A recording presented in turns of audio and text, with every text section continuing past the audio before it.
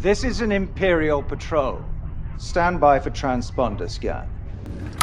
What's out there? Arrestor cruiser. 3 clicks and closing. Is there something wrong, Patrol? There's been partisan activity in the area. Fire out the tractor beam.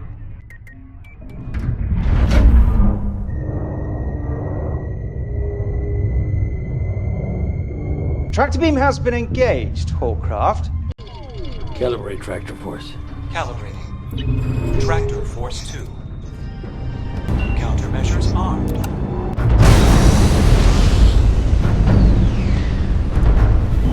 No, from a Haulcraft. Where's my air wing?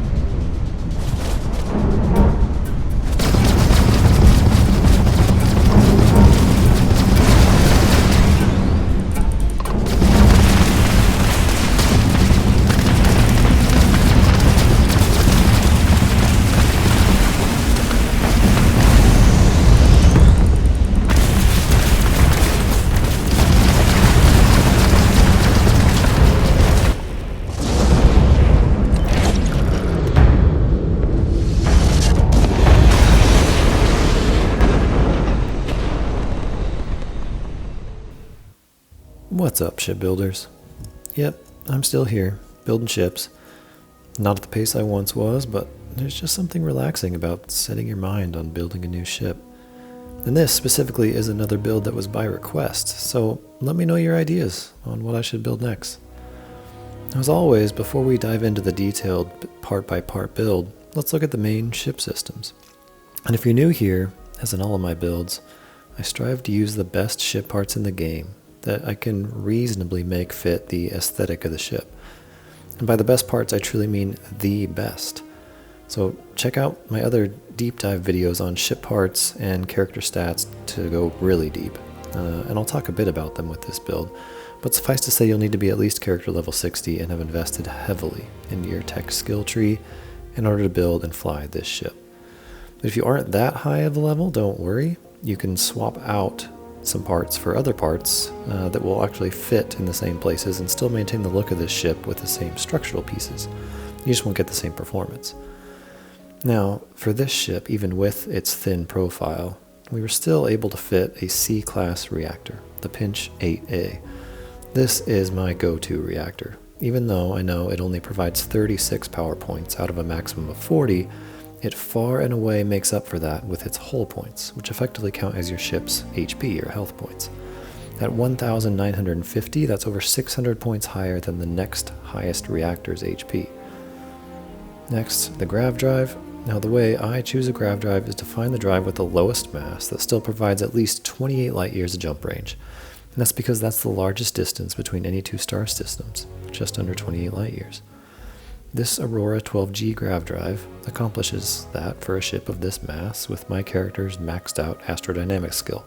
Might be slightly different for you, and if so, just scroll through the Grav drives that accomplish that as you're building the ship. For the shield, we're using the Vanguard Bulwark Defender shield. I believe this is one of the top 3 shields in the entire game, and it can fit on our narrow ship with few connecting points for a shield. This is one of the best shields because it performs so well across all specs that matter for a shield: shield health, regen rate, and mass. It has the 3rd highest shield health at 1,450 compared to the highest of 1,600, so you're giving up 150 points of shield health, but you're saving on over 90 points of mass over that Assurance SG-1800 shield generator. Plus, we have a slightly faster regen rate. Next, the engines. Engines are always a difficult choice on any ship because they play such a critical role in the look of the ship, but you want performance too. Now for this ship with its low profile, that's even more challenging. To make up for this, I really like the SA-4330s, which, pound for pound, some of the best performing engines in the game, and give us that high Class A top speed, second only to the White Dwarf 3015s. But on this ship, I'm doing something I rarely do, which is mix and match engine classes. And I don't necessarily recommend this, because you end up with the lowest denominator in terms of speed. I'm doing it primarily for aesthetics, but also to get us a bit more cargo space. So the engine I'm using, it's the SAE 5660 engine, which is a Class B engine.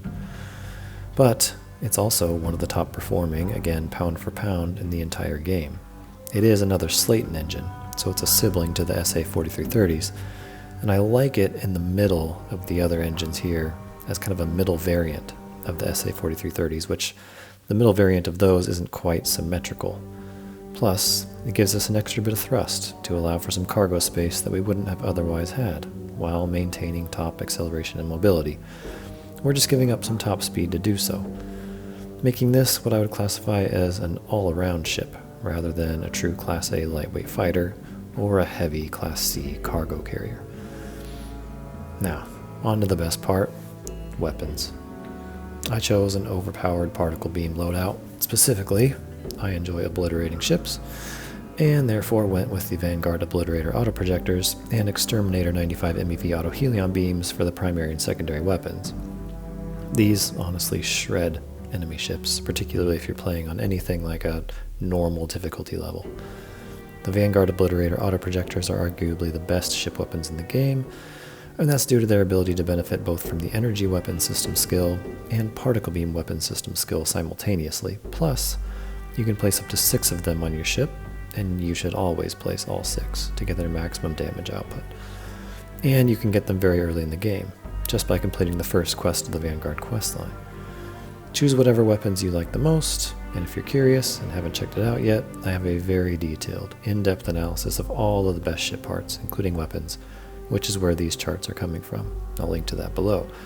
But I do have to mention the secret sauce on this ship is the Obliterator 250 MeV turrets. Now, what's so secret about them is the fact that you only have to apply one power point to get nearly their full DPS output, due to their fire rate being slower than their recharge rate, or recharge delay, which means you get their devastating damage output while being able to allocate extra power points to other ship systems. Now, one last quick aside before we jump into the detailed build. There are specific ship parts you'll need to shop for to complete this. First, you want to go to HopeTown on Polvo, and there you should get the Commander 500 bridge, along with 2 of the HopeTech Hab Cross braces. After that, travel to the Stroud-Eklund Staryard in the Helion system. I like to go here to get my reactor, shield, and weapons, all the high-end, expensive pieces. And then, after having those, and just kind of Frankensteining them onto my ship to pass the shipbuilder warnings, I'll go to my Outpost Landing Pad and complete the build there. Alright, let's jump into the build itself. Now I've broken the ship apart into layers just so you can see every piece, and also to help me build based off the template. But to start, we'll grab our landing bay, the Stability Pro landing bay. We'll start there, with the side entrance, and you'll come in from the landing bay into a 2x1 hab. So with any hab, you don't have to follow exactly my choice in habs. If you have a certain vendor that you like, a certain look, and particularly a certain type of hab, like a workshop, an armory, whatever else, do what you want there. I'm going to go with the workshop for HopeTech. So you enter into the workshop, and then on the other side of the workshop, we're going to put a couple of these Accu-Lander 11 landing gear. Put one on the front and then one in front of that. Flip this around. So I'm just duplicating and flipping to the other side here. Now, in order to kind of match the look, but it's not a landing gear piece, you see we've got the Stroud cowling on the other side. You could obviously put landing gear here if you needed to, if you needed more lander thrust, if you had more cargo space, but we don't need that. So we'll do this Stroud cowling piece, which kind of matches the landing gear. Now, in front of the hab, you're going to want to get this 500T He3 tank. And then in front of that, we're going to put our Grav drive. Now, like we talked about choosing a Grav drive, I usually scroll through and grab the one that gives me 28 light years. So that's the Aurora 12G. And then on either side of that, back to your structural tab, we're going to grab this, I think I passed it, Nova braking engine. So I have one of those, again, duplicate it, flip it, one on the other side. We're almost done with this first layer. Still in our structural tab, down to the Stroud section. I want this Stroud cap A, and we're going to flip that a few times, change it to a backwards facing variant, and then same thing, duplicate and flip to the other side. And in the middle, we want this Stroud cowling flipped to its middle variant and upside down, because that has a weapon mount underneath. It's one of the few pieces that you can attach a weapon hanging underneath your ship. And then that Deimos belly piece on the end. So that's the first layer. Pretty quick. Next, let's grab a couple other halves as we start our second layer. So when you come in from the landing bay, you'll come up, into the workshop, up into this 1x1. I did forget the docker on the bottom. Get this slim docker and flip it upside down. So you have all your ladders right there in one place. Pretty easy to navigate the ship that way. And I did place the shield on top of the fuel tanks. So grab your Vanguard bulwark shield. And then back to the structural pieces, this Nova radiator. Just breaks up the square boxy look that you see when looking from the exterior of the ship. We'll mostly cover those, but you'll see what I mean in a minute. Back to our habs, we're going to go another 2x1. This time I'm getting an armory. And then we're going to go ahead and copy that Stroud Cap A. Make sure it's flipped the right way, forward facing, and put that in front. Kind of starts to give us the sloped look of the front of the ship. Now, a couple cargo pieces, because we do have some decent engines. This Galleon S202 cargo hold, we're going to have 2 of those. I can't attach the other one just yet, so I'm going to leave it right there until we have something in the middle. Copy that hab, bring it over to the other side. And then we want these Deimos wing type A. These are going to be on either side of these habs. So now you see what I mean, where you can kind of see through the exterior. And now you can attach that other cargo piece. And in front of this 2x1 hab, we're going to grab our cockpit. So I like this Commander 500 bridge for that. If you're unable to get that one, you can use a lesser version. You will just not have as much cargo space, basically. Alright, 2 Deimos wings on either side. Now I need to flip these cargo pieces so their connector point is facing outward, because we're going to use that connector piece to then kind of attach these wings. And the beginning of that is going to be all the way down. We're going to grab this Stroud engine bracer, one on each side, just like that. Now, coming off of those engine bracers, if you remember, I asked you to go to HopeTown and get some of these HopeTech cross braces. The reason we're using these is these actually have a connection point on the top. So you won't actually be able to get into these. Occasionally a crew member might spawn in there, which actually you could probably be thankful for because they won't take up space in your ship in your way. But you see, now we can mount a piece to the top of those, which we couldn't do with those Stroud engine bracers. So that gets us up to the next level of our kind of Lego pieces here. And we can build these wings. So Deimos bumpers, we're going to copy and flip all the way down. And and then put a Deimos wing on the front to taper it off, and then another Deimos wing type it's D right here. We're going to copy that, or duplicate it I should say. That's going to come to the back here. And in order to attach it, we need our engine. So SA4330 engine coming off the Stroud piece, and then we'll change the variant on the Deimos wing so it's backward facing and attach it there. And that completes the look.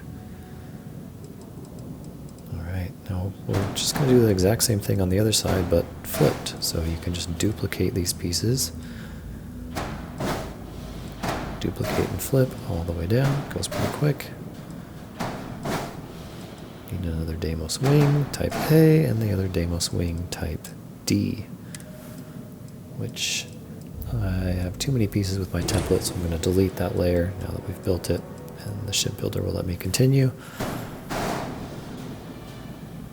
And so we will take another duplicate of that wing to the back, and we're going to duplicate our engine. We'll have to flip it quite a few times because this has a lot of different variants. Look at that. We are nearly there. There's obviously a big hole in the middle here. So, time to put on our reactor and some of the engines in the back. Again, our reactor, the Pinch 8A reactor. So let's go ahead and grab that. Put that in the middle. If the shipbuilder will behave, there we go. And then we're going to copy our engines here. And make sure those connector points are facing out on these middle variants of the SA4330s, because we're going to copy this bumper and flip it to this sloped version so we don't have too harsh of a look on the back of our ship. Kind of tapers nicely. And then we need to go grab that SAE 5660 to put in the middle, because you see those on the Slayton, on the SA4330s, they're not quite symmetrical on either of those middle variants, and the SA5660 fits that much better. It's just a personal preference. If you want the Class A top speed, then stick with the 4330s. Totally up to you. But you may not be able to carry as much cargo. Alright. Getting onto the top layer, we're going to grab some of these HopeTech cap pieces. You'll see there's a lot of different variants of these as well. These maintain kind of a low profile, but allow us to get a little bit more of that tapering on the top of the ship here. So I'm going to continue to duplicate these and flip them and change their variants until I get the piece that I want.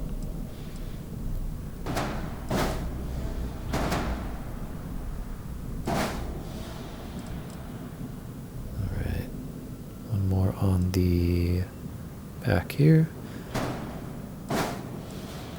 Okay, nearly there.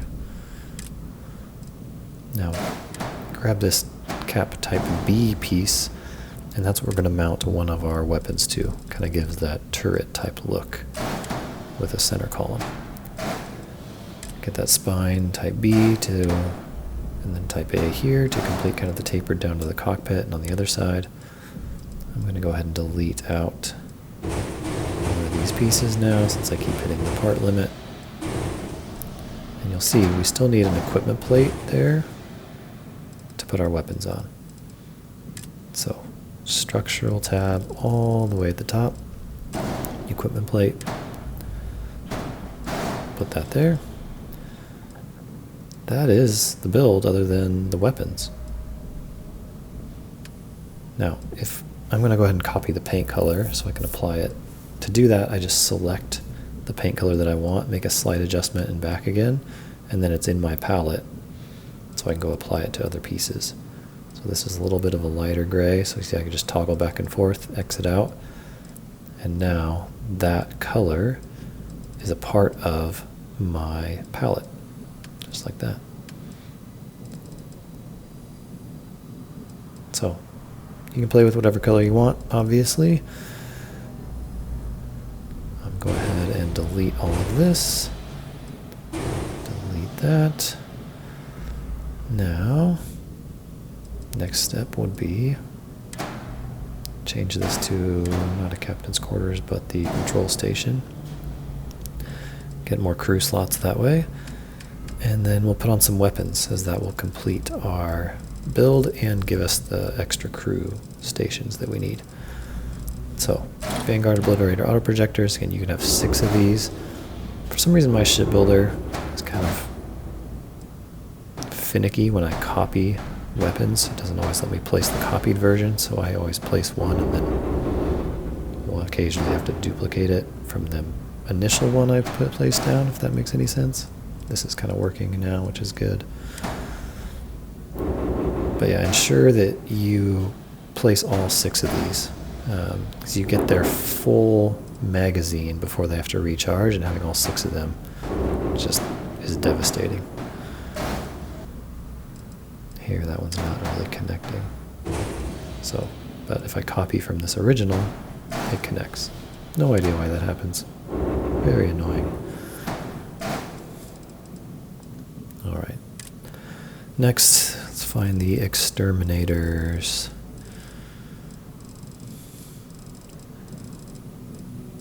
A little bit further. You can have up to 3 of these.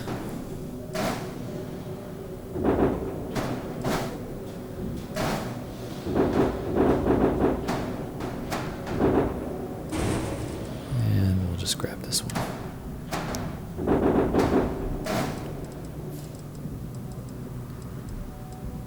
Last, but certainly not least, the Obliterators. All the way down at the bottom. And then with the turrets.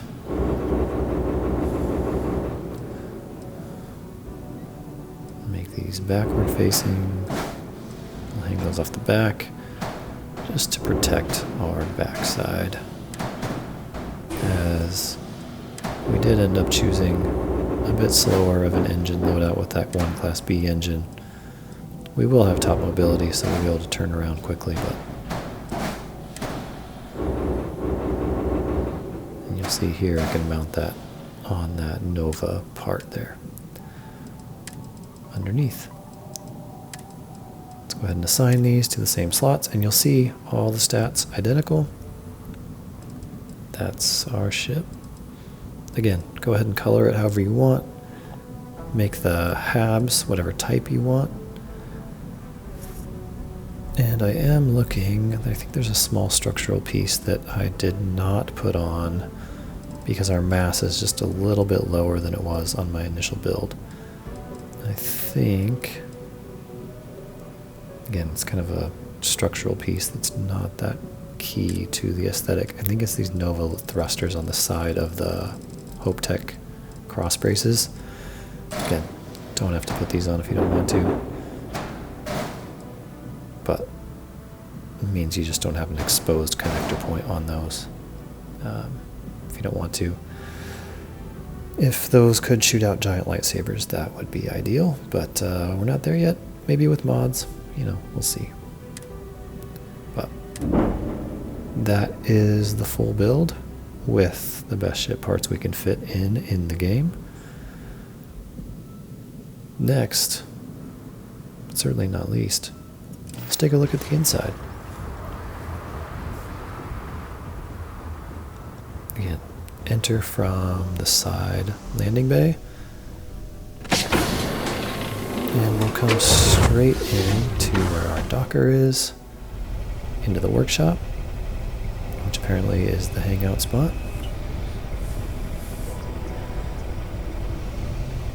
And our 1 center column ladder.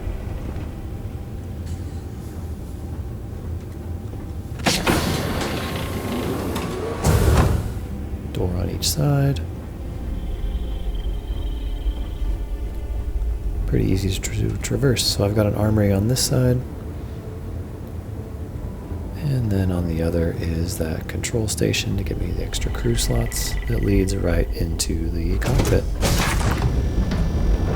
Again, let me know if you have any ideas for future ship builds. I hope you enjoy this one, and until next time, keep building.